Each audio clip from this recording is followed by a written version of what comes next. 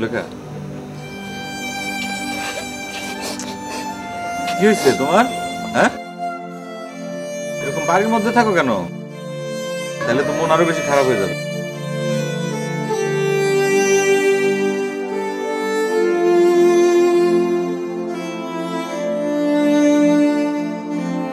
ঘটনা কি হয়েছে আমার খুলে বলো। কি হয়েছে বলো।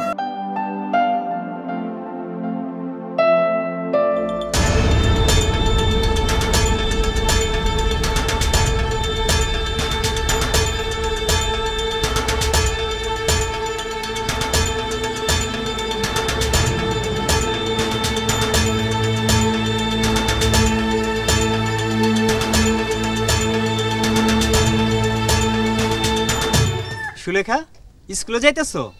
আরে এই স্কুলে কি ভালো লেখাপড়া হয়? না হলে আপনি পাশ করে কেমনে যে টাউনে বড় পাস দিছেন? নাকি আপনার পাশ ভুয়া? এই সুলেখা, খালা খালু বাড়িতে আছে? জি আছে। খালু জানের শরীরটা বালা? আপনি তো মনে হয় আমার ঘরে বাড়িতে যেতেছেন, তাইলে আবার জিগাইতেছেন কেন? গেলেই হয়। আমি তো তোমাকে বাড়িতে যাইতেছিলাম। আচ্ছা সুলেখা, তোমার আজকে স্কুলে না গেলেই নয়। এই ধরো আমি আসা উপলক্ষে যদি স্কুলে না যাইতা। আপনি তো কম করে হইলেও সপ্তাহে একদিন আসেন।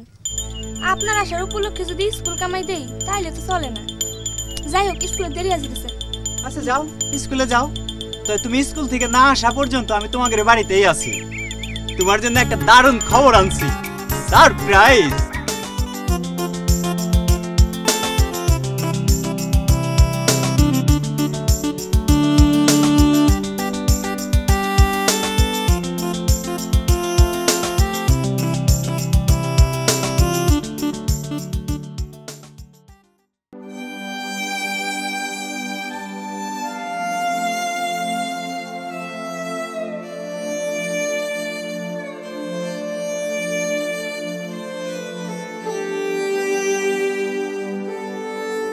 সুলেখার মা,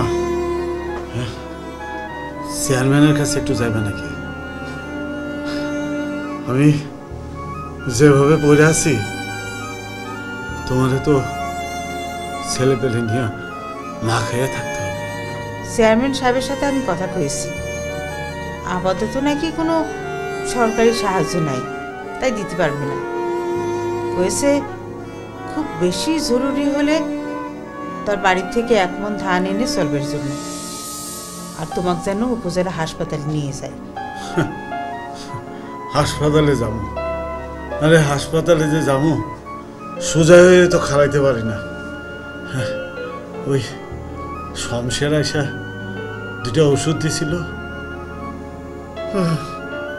ব্যথাটা একটু কমছে। ভালো কথা মনে করেছো। শমশের সুলেখার বিষয়ে যে কথাটা কয়ে গেল, তার বিষয়ে কি ভাবিছো? আমার কাছে তো বন্ধ ঠেকে না।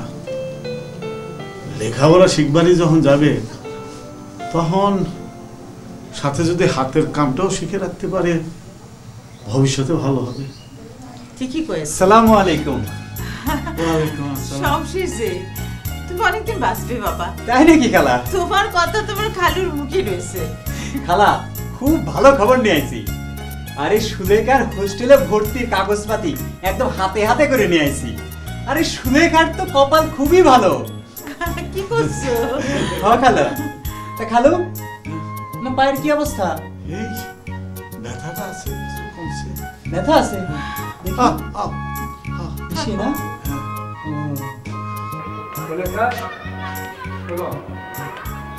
সুলেখা, তোমার একটা খবর শুনলাম, তুমি নাকি কোন সংস্থার বৃত্তি পেয়ে ঢাকা চলে যাচ্ছ। এখনো ঠিক জানি না স্যার। আমার খালাতো ভাই কইছে সব ব্যবস্থা করতেছে। কোন এক সংস্থা জানি হোস্টেলে রেখা পড়াশোনা করাইবো, পাশাপাশি হাতের কাজও শিখাইবো। আবার নাকি মাসে মাসে বাড়িতে টাকা পাঠানোর ব্যবস্থাও করবো। বাহ, খুব ভালো তো। আজকাল অনেক সংস্থায় নাকি মেয়েদের এই ধরনের সুযোগ করে দিচ্ছে। আমি দোয়া করি তুমি ভালো থাকো। দোয়া করেন স্যার, আমার মা বাবা অনেক কষ্ট করে, আমি জানি হ্যাঁ জন্য কিছু করতে পারি। আর শোনো, যাওয়ার আগে নয়নের সাথে যোগাযোগ করো। সে তো ঢাকা থাকে, যে কোনো সময় তোমার কাজে আসতে পারে।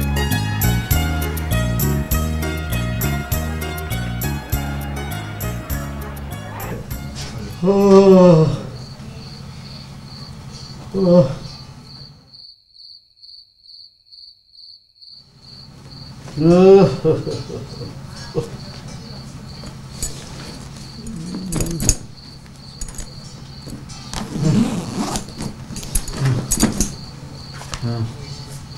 সুলেখা, এই তোর কাপড় চোপড় সব কিছু গুছিয়ে ওই ব্যাগের মধ্যে ভরে দিয়েছি, বুঝেছিস? ওমা, এগুলো কি করছিস? আরে শমশের বলেছে বইপত্র কিচ্ছু নিতে হবে না, সব কিছু নাকি সেখান থেকে দিবে। এই বইপত্র, ড্রেস সব কিছু সেখান থেকে দিবে, কিছু নিতে হবে না। রেখে দে, রেখে দে। আর এই যে নে, এই কাগজে সব কিছু লেখা আছে, পড়ে দেখ। এই তোর হোস্টেলের ঠিকানা, কত টাকা দিবে, সব কিছু লেখা আছে, ভালো করে পড়ে দেখ তো। শমশেরের মতো ছেলেই হয় না, বুঝেছিস? আল্লাহ যেন ওকে আমাকে কাছে ফেরস্তা করে পাঠিয়েছে। 2 মাসের টাকা অগ্রিম দিয়ে গেছে। আল্লাহ। বুবু, তোমার যখন ছুটি হইব তুমি আমার লেগে একটা বুট আনবা, আমি ওই বুট পরে মাঠে খেলব। একটা বুট দিয়ে কি করবি? ফুটবল খেলতে তো 2টা বুট লাগে। ও মা, স্যার কইছে কি ওই নয়ন বাইরে জানাইতে, হ্যাঁ তো এখানেই থাকে। ও, ভালো কথা মনে করেছিস, কিন্তু এখন তো আর সময় নাই। ঠিক আছে, তুই চলে যাবার পরে আমি মাস্টার সাহেবকে গিয়ে বলে আসবো। নে নে, সব গুছিয়ে নে।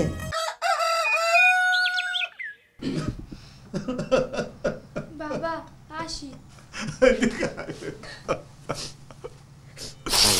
ও আরে, ভালোভাবে লেখাপড়া করিস তো মা, ভালো থাকিস।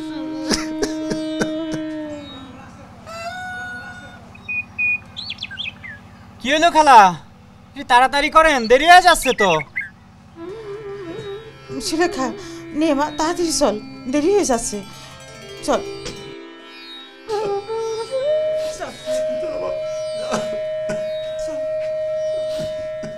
ব্যাগটা নিয়ে আয়।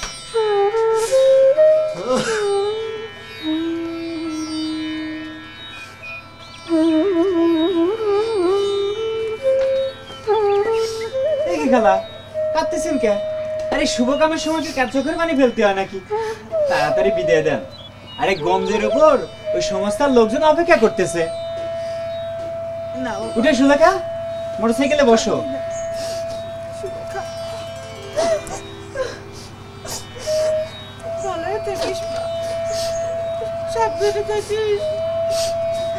দেরি হয়ে যাচ্ছে খালা। সুলেখা বসো। কোনো চিন্তা করিস রে মা, আমরা ভালোই থাকবো।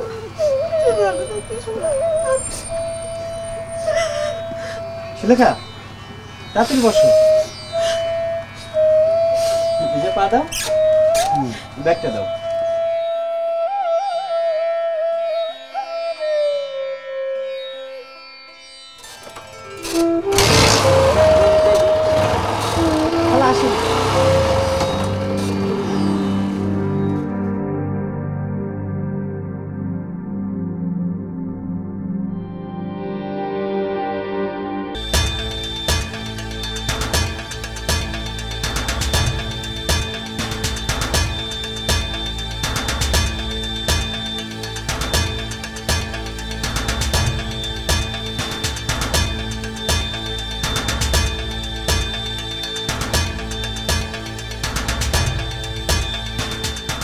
সুলেখা, আমরা চলে আসছি।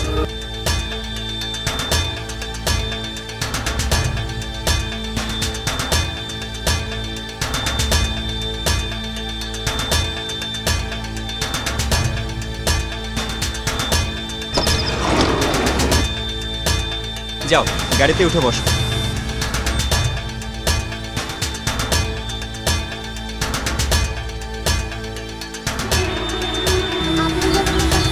আরে আমি তো যাবোই, তোমরা গাড়িতে যাও, আমি বাস ধরে আসতেছি। যাও, তাড়াতাড়ি যেতে হবে, তাহলে আজকের মধ্যে ভর্তি হওয়া যাবে না।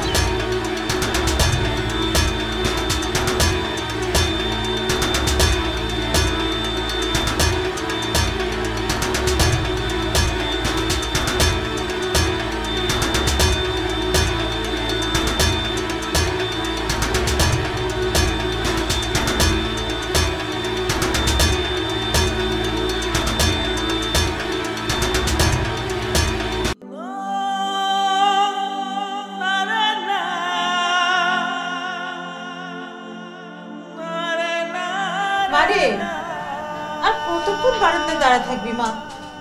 যা এবার ঘরে ভেতরে যা মা। শোনো, পড়াশোনা তো মেলাই করাইছো, আর কত করাবা? নাইলে একটা কাম করো, ঢাকার শহরে ভালোবাসা দেখে একটা কাজে দেয়া দাও, এই জায়গায় ভালো একটা বিয়া দিয়ে দিও। এসব আপনি কি কথা করছেন বুবু? আমার এতটুকু মেয়ে, তার আমি বিয়ে দেব? আমার মেয়ের কি বিয়ের বয়স হয়েছে? আমার মেয়েকে আমি লেখাপড়া শেখাবো।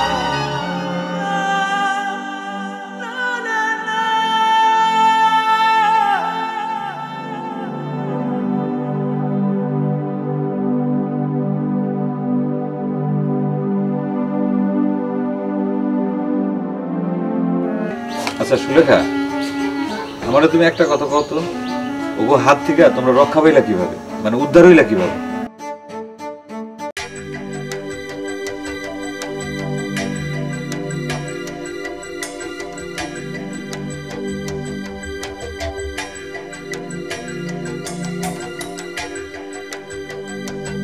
সংসার ভাই কই?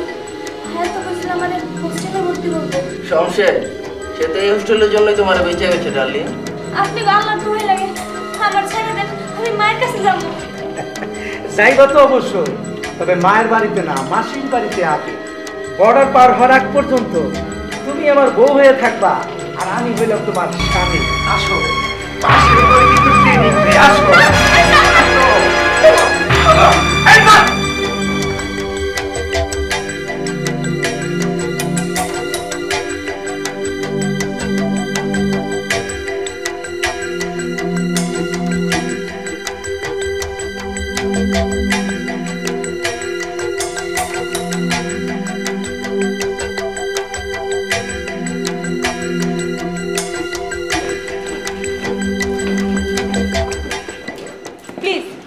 দয়া করে ওদের ছবি তুলবেন না। কেন? ইতিমধ্যে ওদের যা ক্ষতি হবার তা হয়ে গেছে, আমরা চেষ্টা করছি সেটা রিকভার করতে।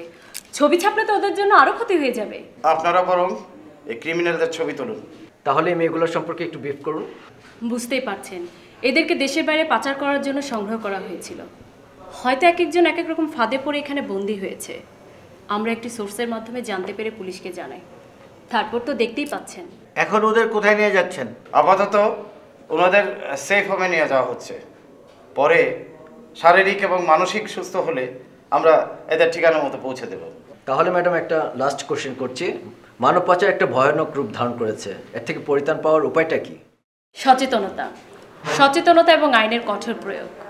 আপনারা জানেন পৃথিবীতে প্রতি বছরে প্রায় 9 কোটি ডলারের এই মানব পাচার বাণিজ্য চলছে। বুঝতেই পারছেন এরা কম শক্তিশালী চক্র নয়। সার্বিক প্রতিরোধ গড়ে তুলে এটা ঠেকাতে হবে। এই ওদেরকে নিয়ে চলো।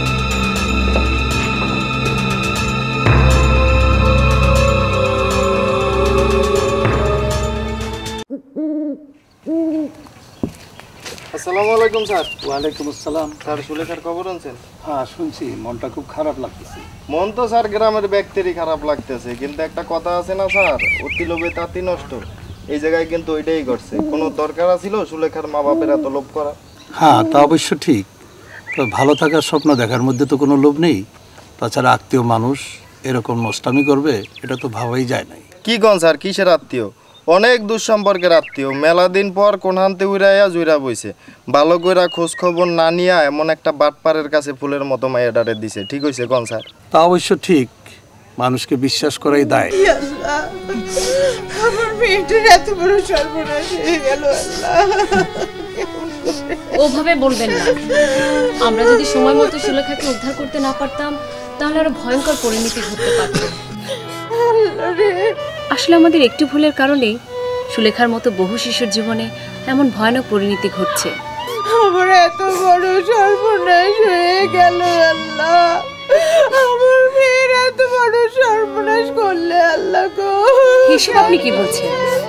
আপনারা যদি এভাবে কথা বলেন তাহলে তো ওর জন্য আরো খারাপ হবে। ওর মানসিক অবস্থাটা বুঝবেন না।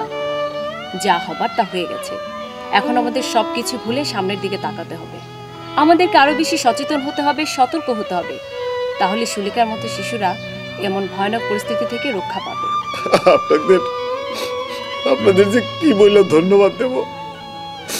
আপনারা না হইলে আমার মেয়েটারে তো খুঁজে পাইতাম না। নিজের আত্মীয় হইয়া এত বড় একটা বিধর্মী কাজ করলো।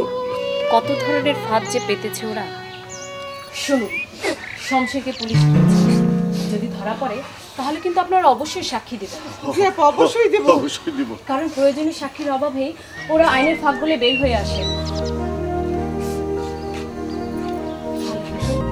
সুলেখা, ভুল যা হওয়ার হয়েছে, মানুষই তো ভুল করে, তাই না?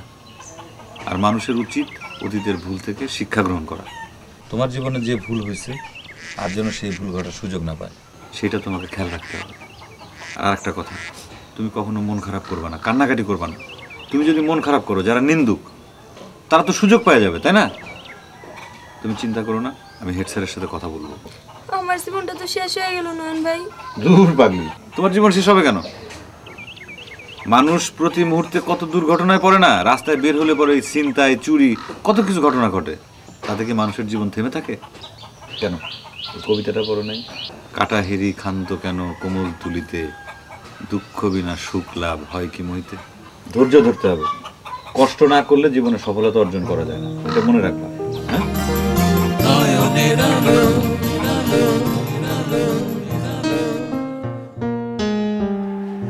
আসসালামু আলাইকুম স্যার। ওয়ালাইকুম আসসালাম। আরে নয়ন, বসো বসো। Thank you sir. স্যার, আমি আপনার কাছে এসেছিলাম সুলেখার ব্যাপারে কি করা যায় সে ব্যাপারে একটু কথা বলতে। ও আসলে নয়ন, ওই ব্যাপারটা নিয়ে আমিও খুব চিন্তিত। তুমি একটা সাজেশন দাও না। স্যার, এখন আমাদের উচিত সুলেখার পাশে দাঁড়ানো, ও যাতে আগের মতো আবার স্কুলে আসতে পারে সে ব্যাপারে ওকে সাহায্য করা। স্যার, আপনি যদি অনুমতি দেন তাহলে ও আগের মতো আবার স্কুলে আসতে পারবে। না, ভালো বলেছো। ঠিক আছে। সুলেখার মা, ওই সুলেখার মা, সুলেখা, আরে তাড়াতাড়ি এসো। ওই ওই ওই ওই বদমাশটা ধরা পড়ছে। চেয়ারম্যান সাহেবের কাছে খবর আসছে। চেয়ারম্যান সাহেব বলছে যে আমি সুলেখারে নিয়ে এখনই থানায় যেতে, আমাদের সাথে চেয়ারম্যান সাহেব যাবে। আমিও তোমার সাথে যাবো। আর যাওয়ার সময় না ওই বুড়ির এখন ঝাড়ু আছে না, সেটা নিয়ে যাবো, গিয়ে ওর মুখের মধ্যে জাতি দিয়ে আসবো। আর আমি জানি এত বড় শয়তান, হ্যাঁ, খালা করে ডেকে আমরা এত বড় সর্বনাশ করলো। শোনো, এখন খবর কি বেরোচ্ছে জানো? ওই বদমাশটা নাকি এই ব্যবসার সাথে অনেক দিন ধরে জড়িত এবং তার নামে মেলা কেস আছে। নেবা, তুই তাড়াতাড়ি রেডি হয়ে যা, যা তাড়াতাড়ি রেডি হয়ে। কি হয়েছে চাচা? আরে ওই বদমাশটা ধরা পড়েছে। তাই নাকি? বাহ, একটা সুখবর দিতে এসে আর একটা সুখবর শুনলাম। চাচা, আমি ওই হেড স্যারের সাথে দেখা করতে গেছিলাম ওই সুলেখার স্কুলে যাওয়ার ব্যাপারে কথা বলতে। তা হেড স্যার রাজি হয়েছে, সুলেখা আগের মতোই আবার স্কুলে যাইতে পারবে। পারবে? সুলেখা স্কুলে যাইতে পারবে? জি। সুলেখা, এইভাবে ঘরে বসে থাকলে তো চলবে না, এখন থেকে তোমাকে স্কুলে যাইতে হবে। তোমার জীবনের এই যে অভিজ্ঞতা, এটা তোমার জীবন গড়ার কাজে অনেক সাহায্য করবে। আমরা সবাই মিলে ঠিক করছি এই গ্রামে আমরা একটা কমিটি করব, এবং সেই কমিটির কাজ হবে সবসময় সুলেখার মতো যারা ছোট শিশু আছে তাদের খোঁজ খবর রাখবে, যেন তারা কোনো ফাঁদে না পড়ে। এবং সুলেখা নিজেও সেই কমিটির মেম্বার হবে। প্রথম দিন আমরা সবাই মিলে তোমাকে ফুলের মালা দিয়ে স্কুলে নিয়ে যাব। তোমাকে দেখে যেন 8-10টা মেয়ে সাহস পায়, মনের মধ্যে শক্তি পায়, সেইভাবে তুমি আগায় যাবা। ঠিক আছে? তাহলে যাও, আজকে থানার থেকে ঘুরে আসো, আর কালকে থেকে তোমাকে স্কুলে যাইতে হবে। নয়ন ভাই, ফুলের মালা দেওয়ার দরকার নাই, আপনি শুধু আমার হাতটা ধরে স্কুলে নিয়ে যান। আচ্ছা ঠিক আছে, নিয়ে যাবো।